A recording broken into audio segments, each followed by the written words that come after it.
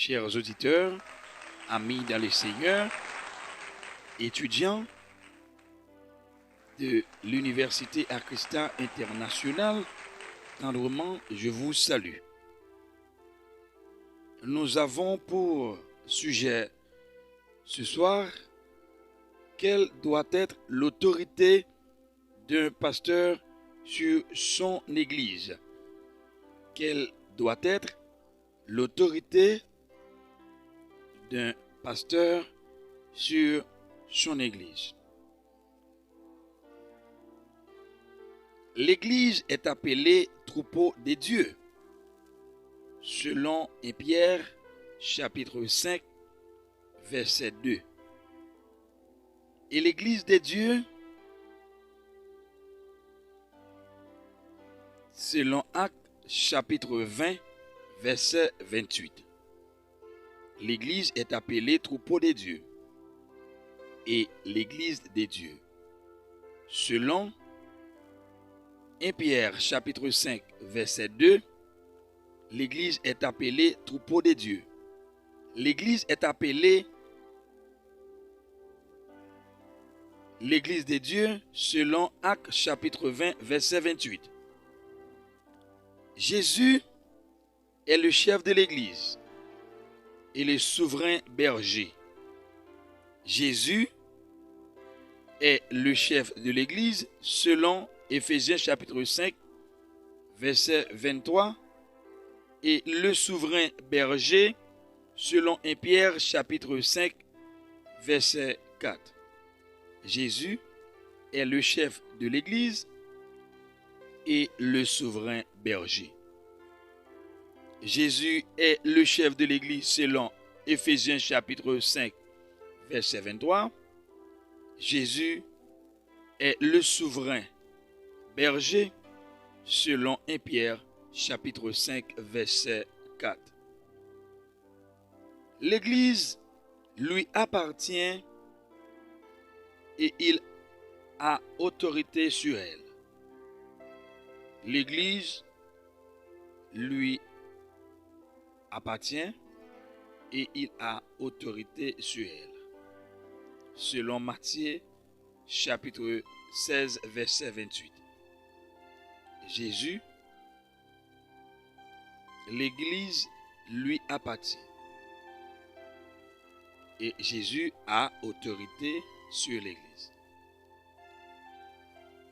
Cela vaut à la fois pour l'Église locale et pour l'Église universelle. Chers frères et sœurs bien-aimés, Dieu construit son Église notamment par l'intermédiaire d'hommes exerçant le ministère pastoral. Le pasteur est d'abord un ancien qui, avec les autres anciens, exerce les responsabilités suivantes. Dieu construit son Église notamment par l'intermédiaire d'hommes exerçant le ministère pastoral. Le pasteur est d'abord un ancien qui, avec les autres anciens, exerce les responsabilités suivantes. Premièrement, gérer l'Église, selon 1 Timothée chapitre 3, verset 1er. Le terme évêque signifie intendant. Le pasteur et les autres anciens sont chargés du bon fonctionnement et de la gestion de l'ensemble des affaires de l'Église, ce qui inclut la gestion des finances, selon Actes chapitre 11, verset 30. Je reprends pour vous. Premièrement, gérer l'Église. Selon 1 Timothée chapitre 3, verset 1er, le terme évêque signifie intendant. Le pasteur et les autres anciens sont chargés du bon fonctionnement et de la gestion de l'ensemble des affaires de l'Église, ce qui inclut la gestion des finances, selon Actes chapitre 11, verset 30. Deuxièmement, diriger l'Église. Selon 1 Timothée, 1 Timothée chapitre 5, verset 17. Diriger l'Église. Une responsabilité pastorale, c'est diriger l'Église. 1 Timothée chapitre 5, verset 17. Le terme traduit par diriger signifie littéralement se tenir devant. L'idée est de diriger les autres et de prendre soin d'eux. Cela implique la responsabilité d'exercer la discipline d'église en reprenant ceux qui se gardent loin de la foi. Selon Matthieu chapitre 18, versets 15, 17 et 1 Corinthiens chapitre 5, versets 11 à 13. Deuxième responsabilité pastorale, c'est diriger l'église. Selon 1 Timothée chapitre 5, verset 17. Le terme traduit par diriger signifie littéralement se tenir devant. L'idée est de diriger les autres et de prendre soin d'eux. Cela implique la responsabilité d'exercer la discipline d'église en reprenant ceux qui s'égarent. Loin de la foi. Matthieu chapitre 18, versets 15 à 17 et 1 Corinthiens chapitre 5, versets 11 à 13. Troisièmement, prendre soin de l'église. Troisième responsabilité pastorale, c'est prendre soin de l'église. Prendre soin de l'église. 1 Pierre chapitre 5, verset 3. Selon 1 Pierre chapitre 5, verset 3, troisième responsabilité pastorale, c'est prendre soin de l'église. Le terme pasteur signifie littéralement berger. Le terme pasteur signifie littéralement berger. Le pasteur a la responsabilité de nourrir le troupeau de Dieu par sa parole et de leur conduire sur la bonne voie. Je reprends pour vous. Prendre soin de l'église. Selon 1 Pierre chapitre 5, verset 3. Le terme pasteur signifie littéralement berger. Le pasteur a la responsabilité de nourrir le troupeau de Dieu par sa parole et de leur conduire sur la bonne voie.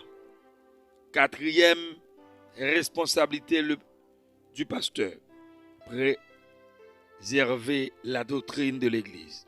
Quatrième responsabilité pasteur, c'est préserver la doctrine de l'Église.